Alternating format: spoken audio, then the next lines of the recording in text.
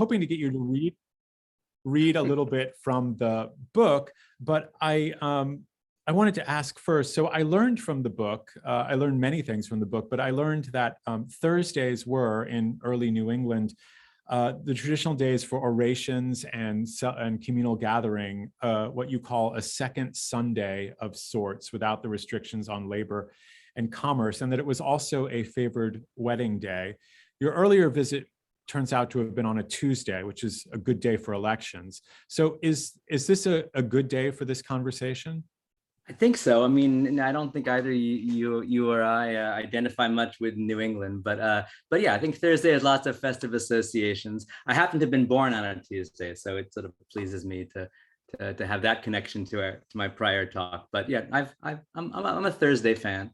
Okay. One of the most surprising things I learned from the book was the reticence of early New England ministers to acknowledge births that had happened on a Sunday, because it implied that conception also had occurred on a Sunday.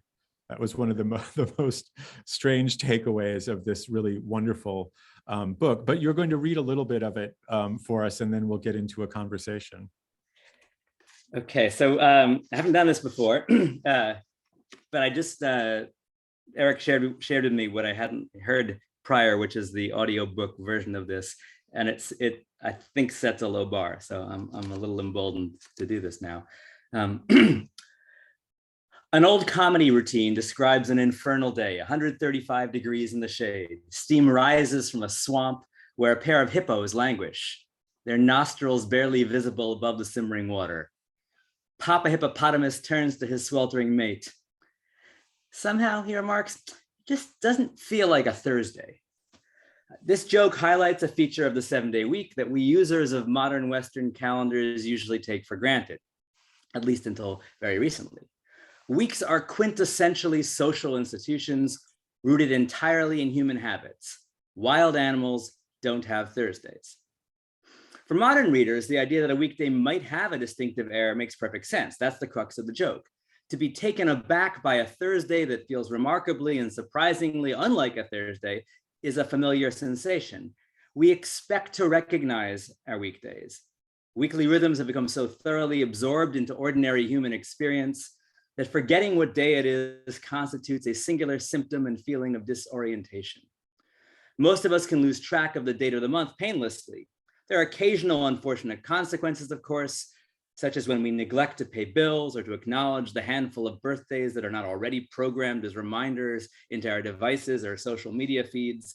But mistaking our place in the weekly cycles that govern our routines and schedules can be deeply unsettling. To discover with surprise that today is actually Wednesday is to experience more than the inconvenient prospect of missed appointments and deadlines.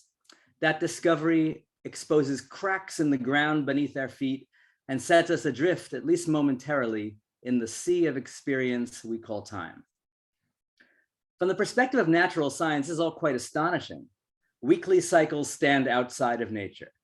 They are not anchored in the observable astronomical phenomena that mark or model the passage of days, months, and years, and they leave no trace, imprint, or echo in the natural environment. Weekly timekeeping is established by appointment, not by nature. So how have weeks come to play such a powerful role in our lives? How exactly does this peculiar 7-day calendar regulate and orient us while remaining hidden from sight? What forces keep the week in place? And how has it come to seem second nature? That's wonderful. So, beautifully read. You might consider re-recording your audio book yourself.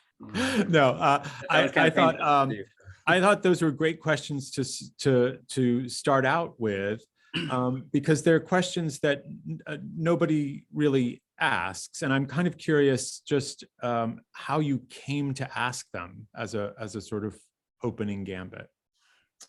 I think there's sort of two autobiographical answers. One is quite deep and long, which is that I grew up in an Orthodox Jewish family in New York City, and my life was completely regulated by weekly rituals and liturgy and Sabbath restrictions. So I always knew what day of the week it was.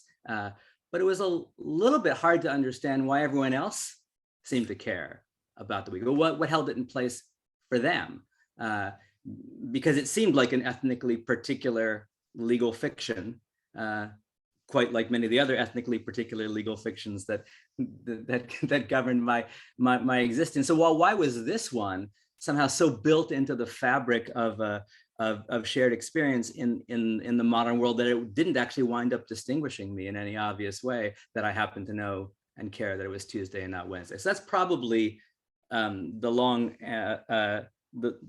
durée, if that's appropriate, autobiographical answer. The other answer is that I do tend to have my antenna up for things that seem natural that aren't. I'm both drawn to the power of social convention and shared human assumptions to create realities that are as powerful as the ones that nature dictates. So in some ways, I was kind of lying in wait for a topic like this in some way. Yeah. So why don't you tell us a little bit about there's nothing natural about the week, and there's no natural way in which to tell its history. So why don't you just say a little bit about some of the choices that you made, over the last decade or so as you were putting this book together? What are the sort of big themes that you wanted to explore? Well, I wanted to explore how it is that the week, despite being an ancient technology, came to do things in the modern world that are not just about what we expect. If you tell someone you're writing about the history of the week, they assume you're telling a history of the weekday weekend split, or a history of the use of this calendar to distinguish either labor and leisure, or the sacred and the profane, or something like that. And I suspected that I did all kinds of other things, and that some of those things would actually have had new power and new meaning in the modern world. So essentially, although I do talk about the longer history of the week, essentially the book is devoted to making an argument about what was new about the week in the 19th century, and what things the week did that strike me as peculiarly modern and also deeply resonant with other changes we associate with modernity. What was it that drew you to the 19th century in the first place? I mean, you're somebody who is celebrated for really refreshing our view of the 19th century. And, in looking at reviews of the first two books, they often review them together as a kind of dyad of tracing the history of mentalities. We could wonder if this is a part of a trilogy, and that's something we can maybe talk about in a bit. But I think readers will be surprised that a book about the concept of the week is so anchored in a particular moment in the early 19th century, especially since it's not a moment we think of as having a kind of revolutionary event around the calendar. Right, and there is no revolutionary event around the calendar. I mean, I'm not going to disabuse people of that assumption. I do think that in general, I'm often making the case in other books and in my teaching, making a case for revolutionary developments in the first half of the 19th century that are more commonly associated with a later period. So that's probably a theme. But the truth is, just to return to your original question, in some ways, I was already committed to, if I was going to tell a really detailed story that investigated the lives of ordinary people, it was going to have to be about the 19th century. And if there was no story, then I wouldn't write it. But I feel like I committed fairly early in my life to caring about this period. And that's really the only period where I'm in a position to even have informed hunches about what was significant to ordinary people. So if the question is why I was drawn to the period in the first place, I think that, growing up, I didn't think much about this period. In college, I began to, and it may have been the influence of a particular teacher in college. I just realized that it actually probably played a role in explaining why many of my college classmates are actually scholars of American history and literature. So it might have something to do with him. But I think ultimately I was drawn to it in college because it seemed like that's when the rules were written about the things that were on my mind then, especially having to do with racial formation and capitalism, maybe capitalism more than anything else. So conventional historiographical reasons for being interested in that period. Like if you know, when were the rules written that make us take for granted things that probably struck me then and continue to strike me as deeply mysterious and unfair and damaging about the world that we live in. That's probably how I got into it originally. But then once there, I began to notice many other things also were taking shape then. The other way I could answer that question is to say that I've always been fascinated with the United States, but from a kind of distance. I mean, I grew up on a small, though populous island off the coast of mainland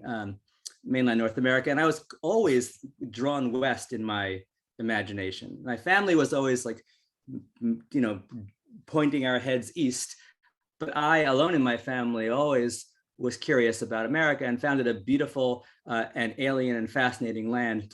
And the period that I write about reflects that, because that's the period that I can trace no ancestry to. Any later, I mean, there are earlier periods where that would be the case as well, but any later period already feels a little bit like people related to me, or people related to who resemble the people who are related to me were already living in the United States. But the U.S. before the 1880s really was a land that I can approach with a sense of kind of awe and bewilderment. I don't feel like I'm studying my own culture, my own society. I feel like I'm studying a strange land, which may also be how I feel often I travel in the United States. Spent so much of my life doing it. So I'm giving you a mixed answer. And on the one hand, this period is so familiar to me as a scholar that I probably couldn't have written a book of this into this detail or depth about any other period. On the other hand, it feels sufficiently alien that I might not have been interested in the period otherwise. So it's in that kind of sweet spot. Yeah, well, I'd love to follow up on those early topics of racial formation and capitalism, which have played different roles in your 3 books. But do you want to say a little bit about, I mean, I think there's a sense that the history of the week belongs primarily to labor and leisure, but that's certainly not the story one gets. Right. Yeah, I'm trying to move beyond that. I mean, I'm interested in the labor leisure question in part because the week is a really industrial unit of timekeeping. In other words, even in ancient pre-industrial times, the concept of a rigid separation between work time and leisure time is like a fundamentally industrial logic. So I like the way in which the week unsettles many of our conventional distinctions between modern and pre-modern timekeeping.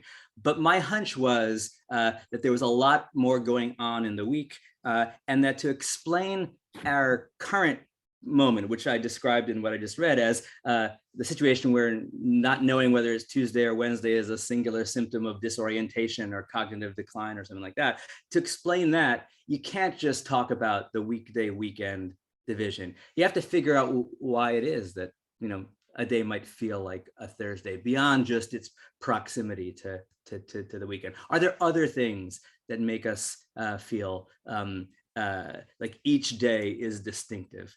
And that was kind of what I was looking for at the outset, and that's some of what the book is about. And then the book is about other, turns out to be about other things as well. But it was the idea that there were differences among the various weekdays. It was that suspicion that I brought to my sources and tried to follow up on. Yeah, I mean, there's a wonderful, you capture this in the passage you read when you refer to individuals as users of the calendar, which is certainly not a category I'd ever thought about myself in, but it's a fundamentally kind of cultural history category to think about users of that way. And I guess I wanted to ask you a little bit about, you're identified as a cultural historian, someone who also I think studies social practices as well. And I'm just sort of curious about what it was about, not just the period that you're examining, but the way in which you examine it. In other words, the approach of cultural history with its obsessions about users and practice and habit and meaning, behavior, rhythm, all of these words that jump off the page in your books. What is it? What drew you to that mode of explanation?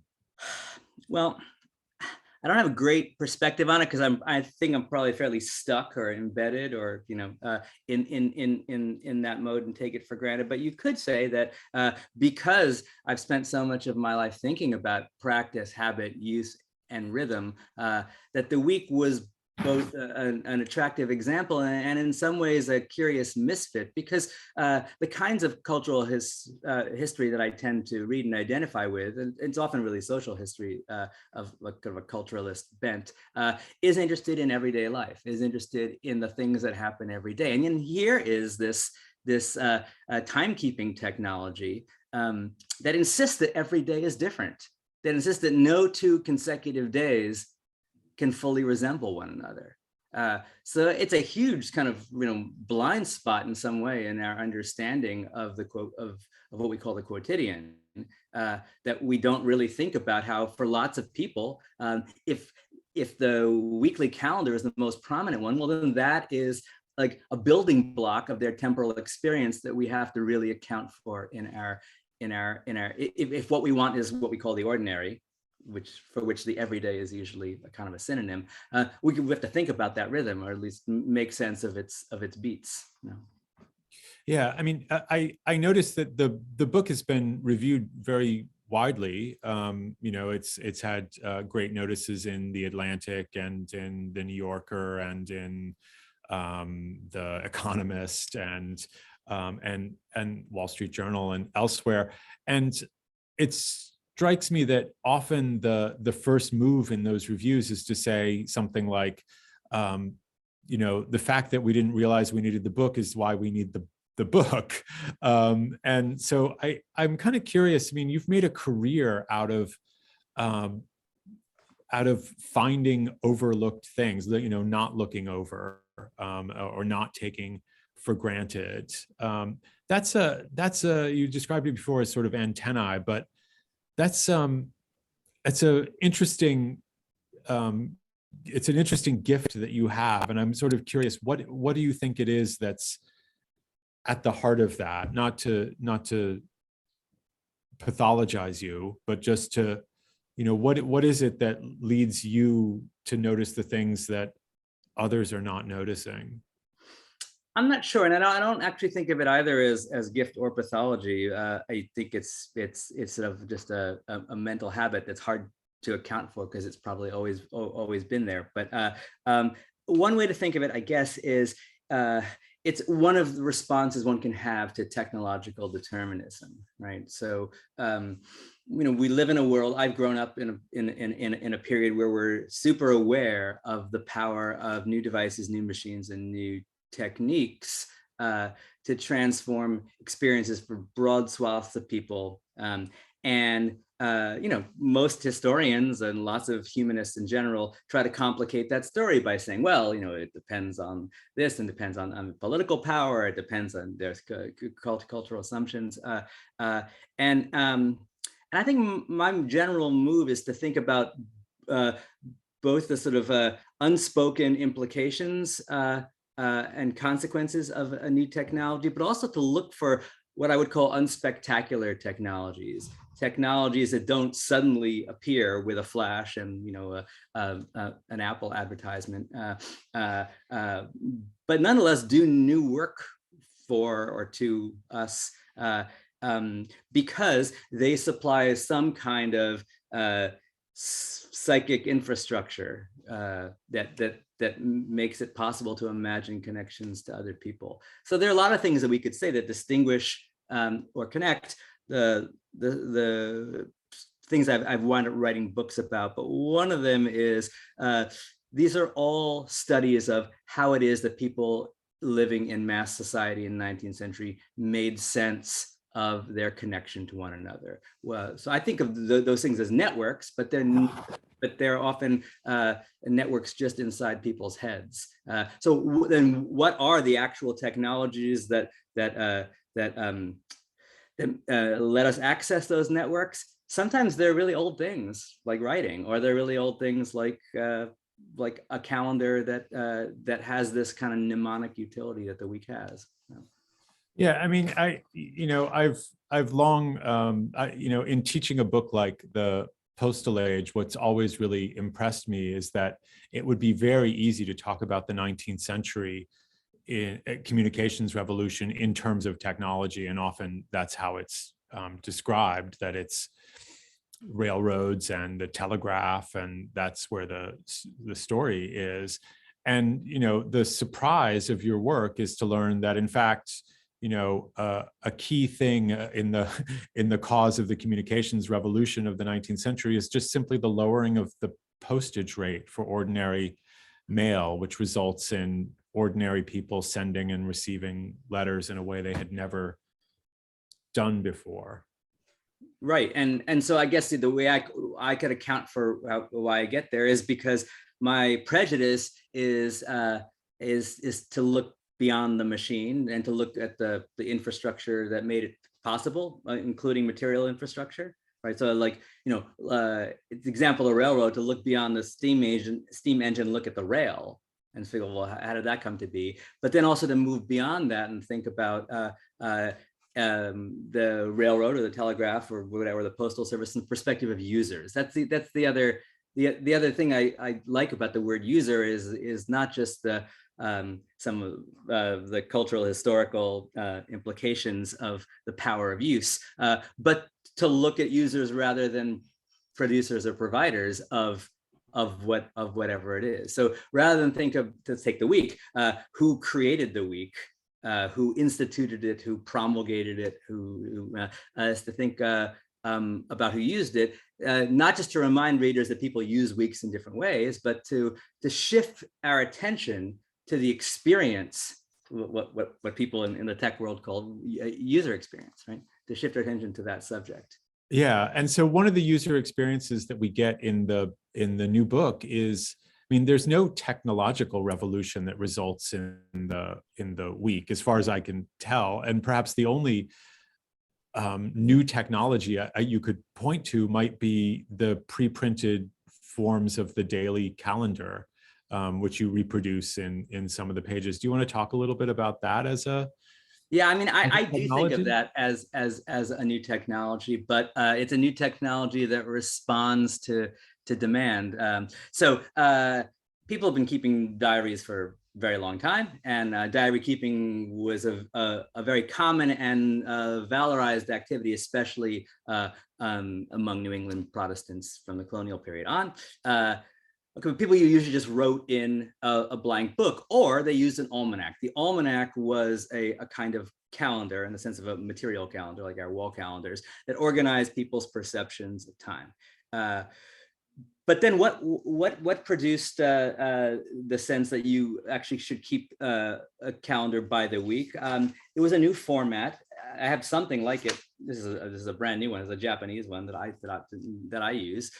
Is a paper calendar that arrays about 7 days. It could actually often be 6, but it makes you look not at a month or at a day, but it's something 6 or 7 days long. The week at a glance. A week at a glance, exactly. So week at a glance diary was introduced, whatever, commercially marketed in the late 18th century.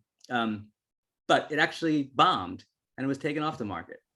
It only then returned and succeeded in the second quarter of the 19th century, once some of the habits and larger developments in print culture that interest me in this book had taken shape. So that's a new technology, but it didn't require like some ingenious mechanical innovation. It didn't require new forms of print production, new techniques of print distribution. It was an interesting idea, and it resonated in the 19th century, not in the 18th century. But then sorry. I was just gonna say, why was that? What led to the failure in the 18th century and the sort of success? And it's only just recently, I mean, that the electronic calendars and so forth have started to replace the filofaxes and other paper calendars like that. Yeah, though I would say that I think in the 20th century is when wall calendars that featured the month became much more prominent as well. So it's possible that there's a kind of golden age of the weekly calendar that really is the 19th century. I think, I mean, my suggestion in the book is that once people, and especially people living in cities, started having lives where the week was the really relevant timekeeping unit, the appeal of a pre-formatted diary that showed them roughly a week at a glance increased. It is also the case that once diary keeping proliferated through changes in the history of education, et cetera, and new emphasis on diary keeping as a badge of middle-class respectability, things like that, that there was just a greater market for all kinds of diaries. But I do think that a diary that shows a week at a glance is not as useful in a society that cares more about what day of the month it is than about what day of the week it is. Huh, that's so interesting. One of the things that I really appreciate coming from a literature department that I really appreciate about your work is that,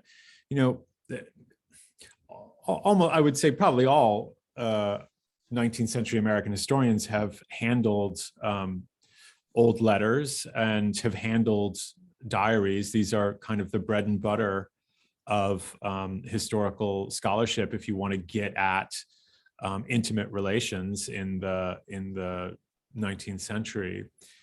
But very few have seen them as the kinds of problems or opportunities that you have. What do you think, what is it about the relationship between form and content that really that causes you to see these a little bit different? I mean, I think, we all read them for their content. And what's so wonderful and defamiliarizing about your work, whether it's the diary in the week or it's letters in the postal age or paper money in city reading, is that it just comes across as so unfamiliar. Right. Well, I mean, I do think that I have a kind of formalist tendency, and that may be why some of the things that I've written, I think, have been interesting to people, say in literature or anthropology, that attend to form. But I would also say that the diary is so fetishized as a transparent window into the private thoughts and feelings of people that it's especially hard to see it as form.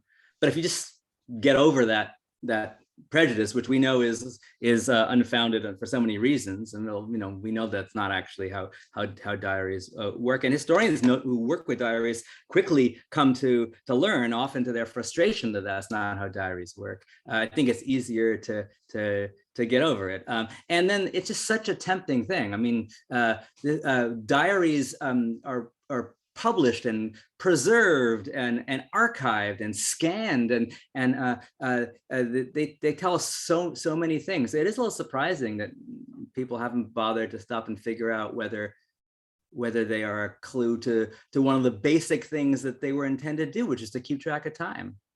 Right? I mean, here you have calendars created by ordinary people. And instead, we only look at them to figure out, if they were having sex, or to figure out, if they supported emancipation. I mean, those are hugely important questions, but the first and foremost, these are personal calendars. These are how people map time. Sometimes at the suggestion of a pre-format, sometimes not.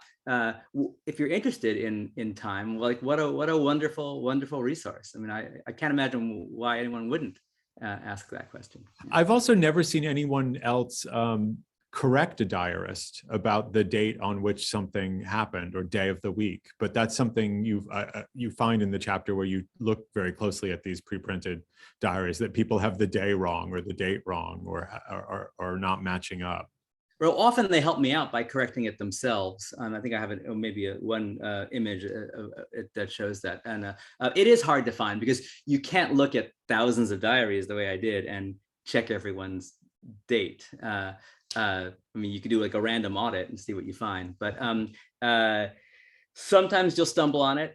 You'll just notice that, oh, this is not the same as where we were 2 pages ago. And sometimes you'll notice that there's a correction or an erasure.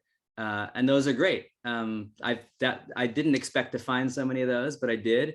And that became like, it's really a singular form of evidence about what to me is a big question, which is like, do people know what day it is? If I wanted to persuade someone from a different culture that we care more about the day of the week than the date of the month, I would simply point to the fact that no one in the United States whom I've ever asked this question to has given me a different answer, which is that if someone says, let's meet on, I don't know, on Wednesday, January 27th, and you look at your calendar and you see there is no Wednesday, January 27th, do you assume that they probably meant Wednesday the 26th or Thursday the 27th? They always say, the only person who's ever given me a different answer was a Japanese person of a certain age who thought about it for a minute and then said, no, I think in Japan you would assume that the date is correct and not the day.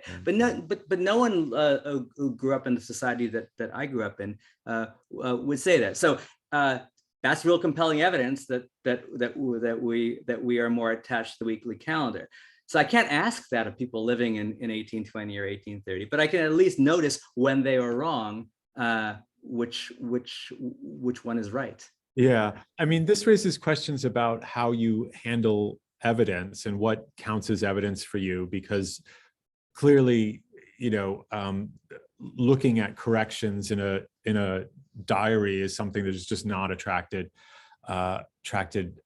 attention before. And I guess I'm kind of curious about, how you decide how looking at all this enormous array of cultural products. I mean, in the postal age, you point out that 180,000 letters are going through the mail daily, either to or from Civil War soldiers. There's the volume of material that one could look at is extraordinary. And, your books are full of different voices, but what is it, how do you decide what's a worthy, a quotable source or the right source or the right diary, the right letter?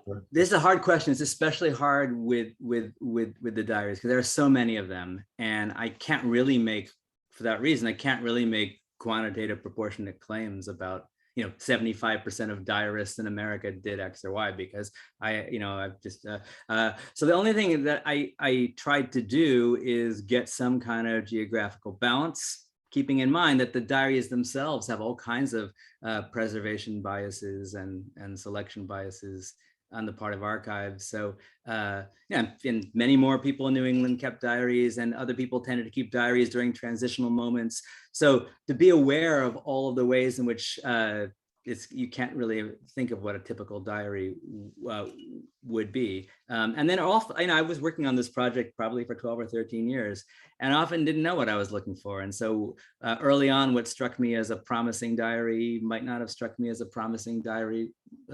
So it was sort of an evolving thing, trying to figure out what are some trends in how people's lives are arranged by the week, and what are some trends in how people map their own time. Those are, I guess, the two big questions of the book.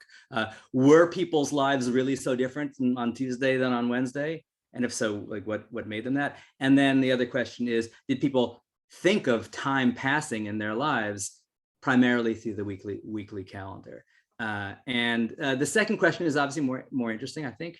And the first one is easier because whenever you see something that does distinguish Tuesdays from Wednesdays for large numbers of people, you have evidence. That's right, you're done. The other thing you always wonder, well, maybe if I kept looking, I would find someone who does exactly the opposite. So at some point, I just stopped researching and decided that I guess as one of those political commentators likes to tweet, that I had seen enough. Yeah. Well, Dave Wasserman, I think it is. yeah, after I finished the week, I was still under your influence, and so I looked at the indexes for your three books and tried to create a little Venn diagram of overlapping sources, and I was impressed by the fact that there would be one or two names that appeared in two books. But the only name that I could find in all three was Herman Melville's. So I want to understand that. And he appears in City Reading because of Confidence and Banknotes. He appears in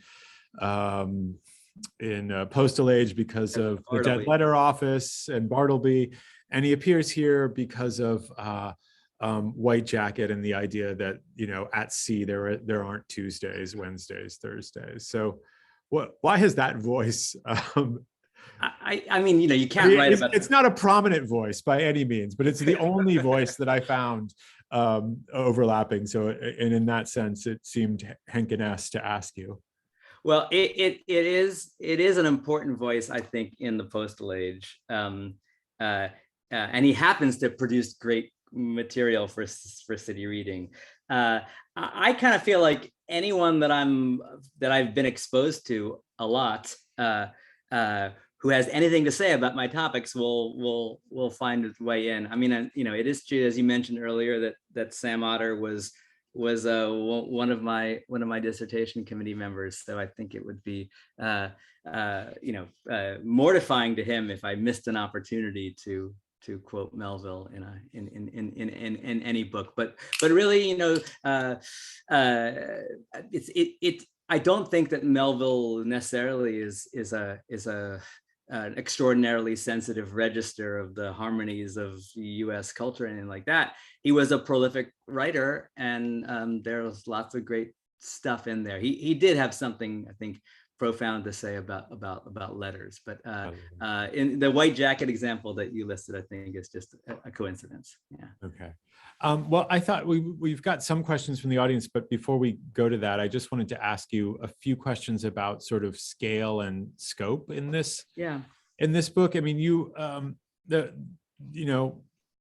no natural way to write this book. There's no natural size for a book of this topic. I mean, I think anyone could suggest, you might look at this or you might look at that, but you tend to write extremely compact, very suggestive, minimalist books that are often based on questions that don't have a very rich historiography, that enter obliquely into a pre-existing historiography, as it were. And I guess I'm kind of curious about that as an MO for you as a historian. I mean, I was joking with you before about, the audio book. It would take 8 hours to read the audio book. It takes your narrator 8 hours to read the audio book. But there are books about the 19th century, biographies, that take 48 hours, right. Which is like a weekly commitment or something. So I'm just sort of curious about the Henkin style here. Okay, so I'll that's an interesting question. Maybe just first say something about the other question. There is no obvious structure for the book except for one, which I, of course, was sorely tempted, which is to have 7 chapters, each devoted to the distinctive character of the day of the week. That turns out not to be the story, but that would have would you have started on Sunday or Saturday or Monday? I would have started on Sunday and not Monday. For some autobiographical reasons and for some reasons explained in the book. And all right, but so yeah, it is a little unusual for history books to be so consistently short. I have a former colleague who unforgettably once told me that historians are size queens. So I always think about that, right? Because a big book for a historian is considered a major accomplishment. The first thing I would say is really any book that tells a story, it's about an event, whether or not it's a biography of John Adams, is going to need space to tell its story. And my books are never about events. They are summarizing lots of research that took place over years and is sort of compressed in some form in the footnotes, but it's largely the conclusions and some close readings of those sources. And that's just a shorter kind of book. I would also say that I feel like I write pretty densely, and I think if I wrote longer books than I do, they would be especially difficult to read, to sort of sustain that kind of attention over the course of a 400-page book would be hard. So those are the only things I can come up with. The truth is, I think lots of social history of the United States is roughly about this size. It's just that if you compare it to history books that are that have some kind of narrative arc, they're of necessity going to be longer. Yeah, I want to. I mean, you have written a much longer book, which is the textbook that you wrote with Rebecca McLennan, called "Becoming America." I don't know. I was looking around to see if I'm looking for it, because that's a real doorstop. That's a real doorstop, and I guess I wanted to ask you about that because it's coming out in a new edition, the 2022 edition, that is, pre-Columbian experience through, I think, the January 6, 2021 insurrection at the Capitol. So, you've spent your career thinking very hard about the origins of modern issues, modern sensibilities, habits, and rhythms, and so forth, in a very discrete period of time. I would have said it was maybe 1820 to 1870, something in there. That's right. The Erie Canal to the Civil War, or a little bit after. So I'm just kind of curious about what it was like to write a history that is so capacious, given that the kinds of sources that you most like are cultural sources rather than, I think we know how this story is often told from a political or a social angle. So I'm just sort of curious what that experience was like for you. It's definitely the hardest thing I've done in my work life, teaching, researching, or writing, has been that textbook. It was also incredibly intellectually rewarding, and its relationship to the book that we're talking about, The Week, is interesting because I sort of wrote them at the same time in a way. I mean, I began researching The Week before. Then I primarily focused on the writing of the first edition of the textbook. Then I turned to The Week. And as I finished that, then I was revising the textbook. So I was constantly thinking about the difference. There's so many differences between the two experiences, but I'll try to focus on what I think you're asking is like. In one direction, I would say that I tried, as did Rebecca McLennan, my co-author, I tried to make the issues that often dominate cultural history, which have to do with things like media and communications, or popular culture, or sexuality, or mentalities history. I tried to make them central to every chapter. So even if the narrative largely had what might seem like a political or an economic skeleton, it turns out that it's also a story about the theater, or it turns out it's also a story about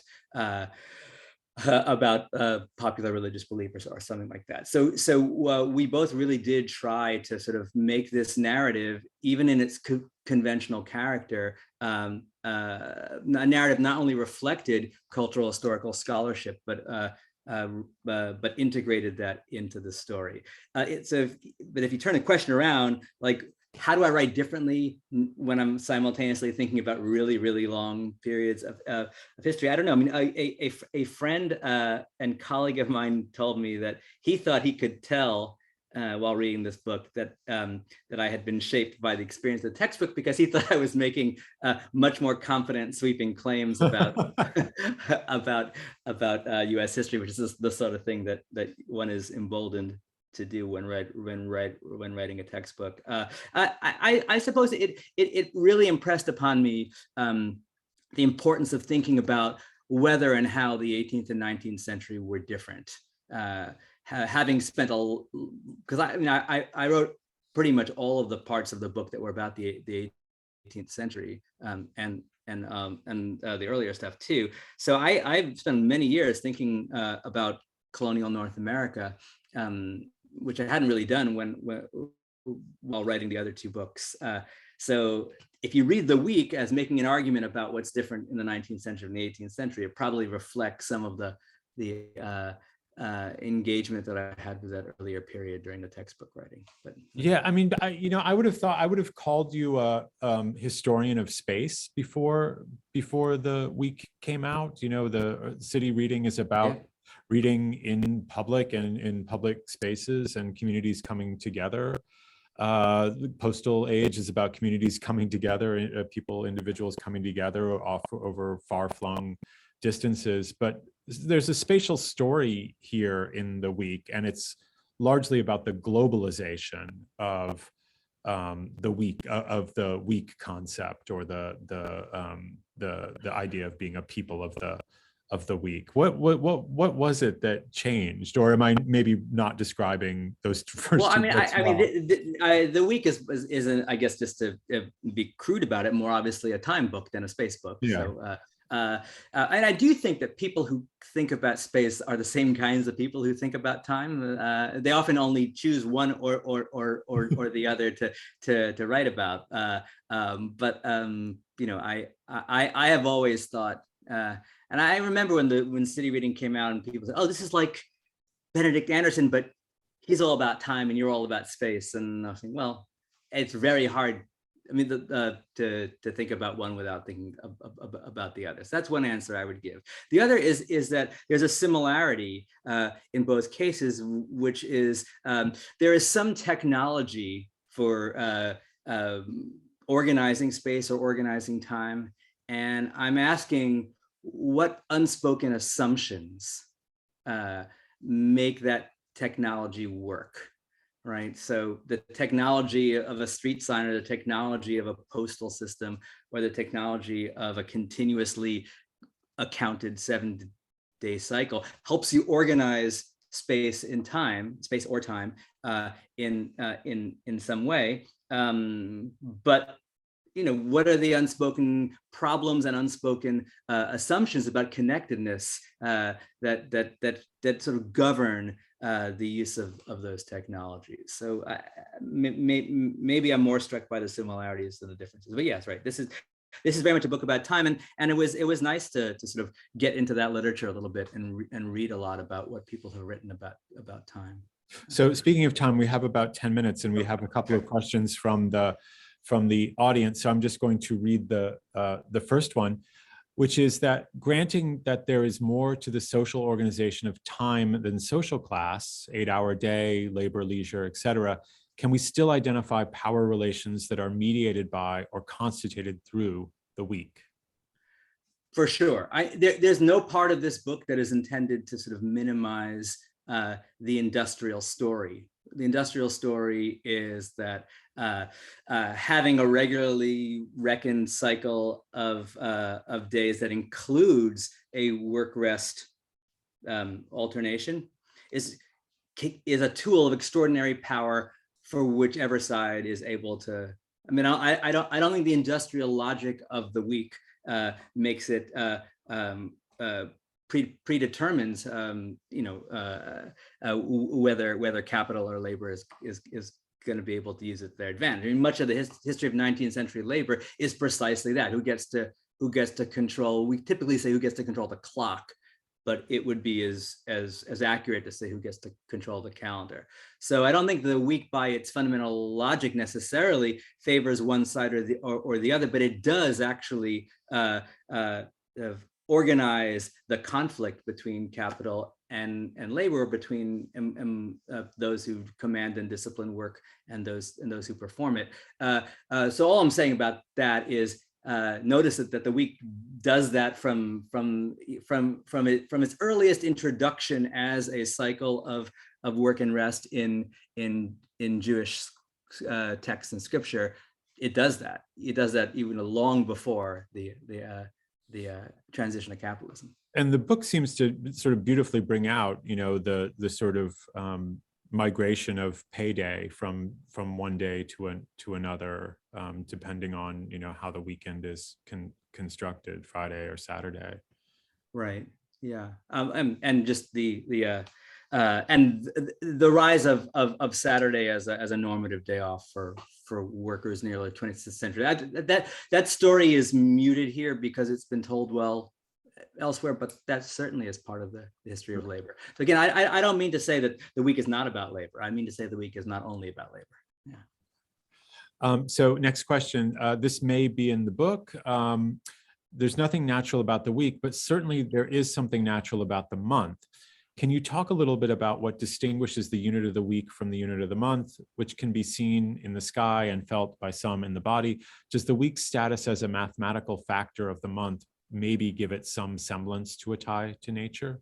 In other words, so natural. Yeah. So it depends what kind of months you're talking about. Months are obviously natural in origin, right? I can't imagine anyone who doesn't believe, both given the ubiquitousness of month units in the calendars of so many places, and given its resemblance to a lunar cycle. I can't believe there's anyone who doesn't believe that that is natural in origin. But natural in origin is not the same as natural in phase. So if you're observing a lunar calendar, let's say you're a Muslim or Jew, or there are other societies as well, that for whose months are in fact lunations, then for sure that's natural. The question is, what if you observe a Gregorian month? So Gregorian month is not lunar in phase. You can't look at the sky and figure out where you are in the month of January, right? Because it migrates with respect to, and also because the month of January is not 29.53 days, it's 31, and no month is 29.53 days. So that's not, so it's not confirmable in the natural observable world. So it's not going to help you. And the same thing with the tides.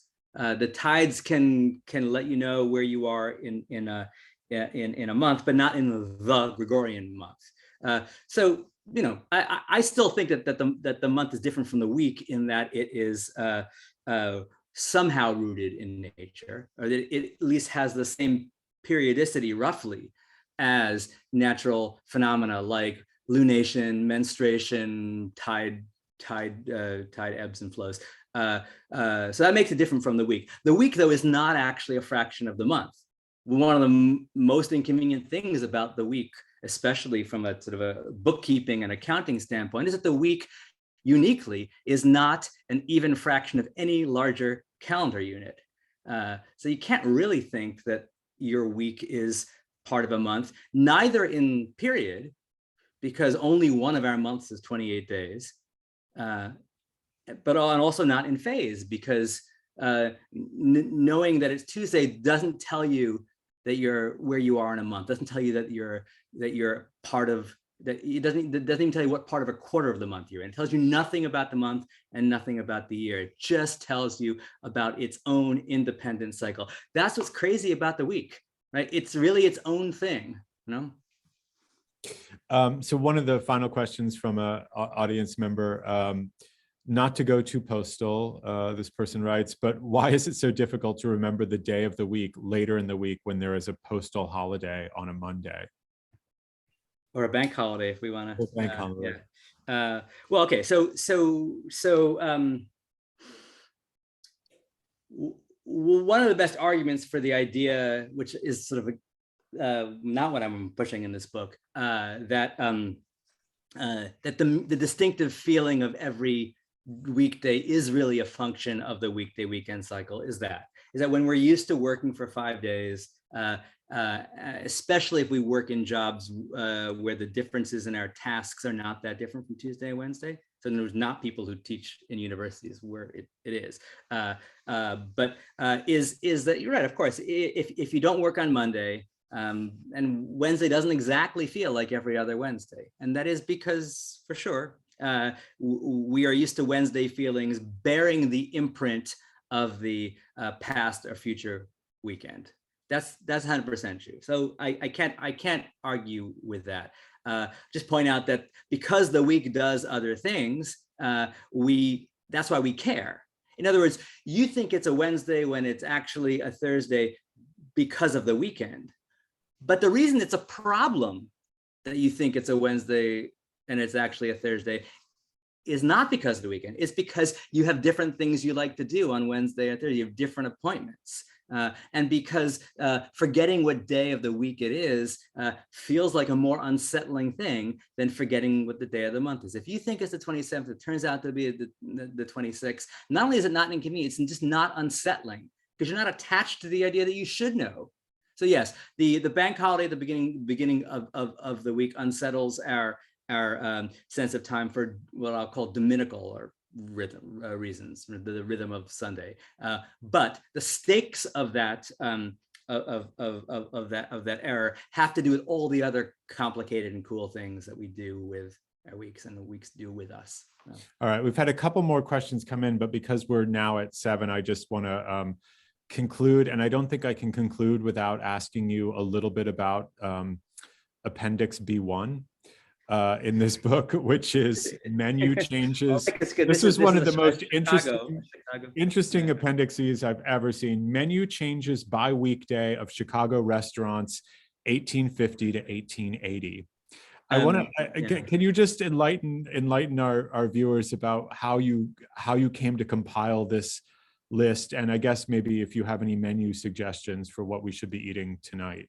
I don't. I mean, one of the surprises and disappointments to me was that food and institutional food and menus didn't play a larger role in anchoring people's sense of where they were in the week or their associations. There wasn't that much Taco Tuesday avant la lettre or any of that.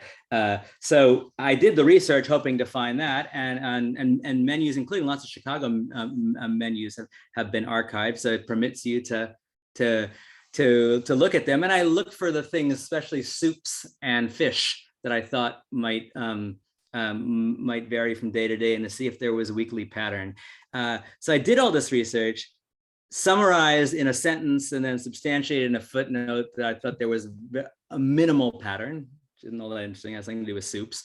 And then I thought, okay, but here's a situation where someone else might see a pattern, so I'll let them see it. And anyway, it'd be really cool for people to be able to look at all the things that people ate in hotels in 19th century America. So I'll make an appendix. And I kind of figured that someone at Yale University Press would say to me, okay, this is a little bit self-indulgent. Do we really need to spend money printing these pages? But they never did. So a friend of mine called it whimsical. I think the Wall Street Journal called it found poetry or something like that. But yeah. So for your entertainment, let's see what might have been a good Thursday menu. It wouldn't be turtle soup. I think that you only get that right, on Sundays. The Astor House did serve mock turtle, but yeah, the turtle soup was overwhelmingly on Sunday. Well, we have boiled cod and oyster sauce. But that's me. Let me see if I can find a good Chicago one for. Well, there don't seem to have any good Thursday menus here for Chicago. I'll give you a Wednesday one from Bloomington, Illinois. This is what you could have had yesterday. Yellow English split pea soup, steamed Lake Erie whitefish in egg sauce. You're a little bit far from Lake Erie, but do what you can. Bloomington's even further. Well, David, thank you so much for the wonderful book and the whimsical appendix, and for taking the time to speak with us today. Thank you, Eric. This was a predictably but extraordinarily fun conversation. So. Yeah, thank you.